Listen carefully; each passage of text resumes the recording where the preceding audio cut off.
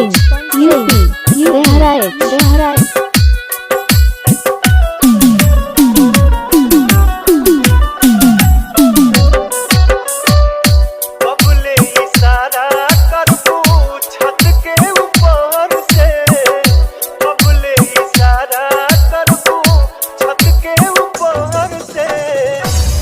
जब करेगी बात बहरिया जघर से प्यार जब करेगी बात बहरिया जघर से रहबू लुका के कबले जमाना के डर से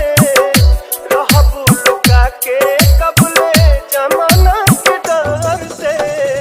प्यार जब करेगी बात बहरिया जघर से प्यार जब करे के बस बहरिया जघर से। पंकज सिंह यूपी बहराइच मौसम रंगीन बाटे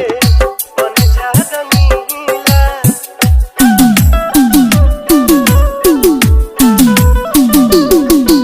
मौसम रंगीन बाटे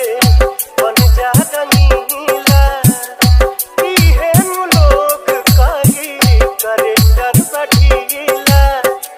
दूरे दूरे रहा जानी अपना लभार से दूरे दूरे रहा जानी अपना लभार से प्यार जब करेगी बात बहरिया जघर से प्यार जब करेगी बात बहरिया जघर से। पंकज सिंह यूपी बहराइच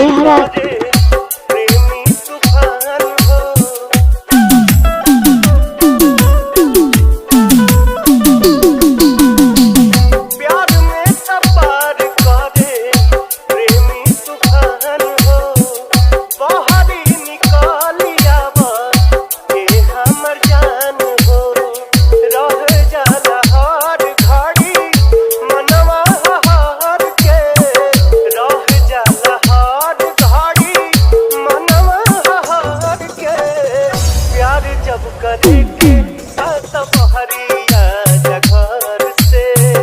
प्यार जब करेगी बात बहरिया जघर से। पंकज सिंह यूपी बहराइच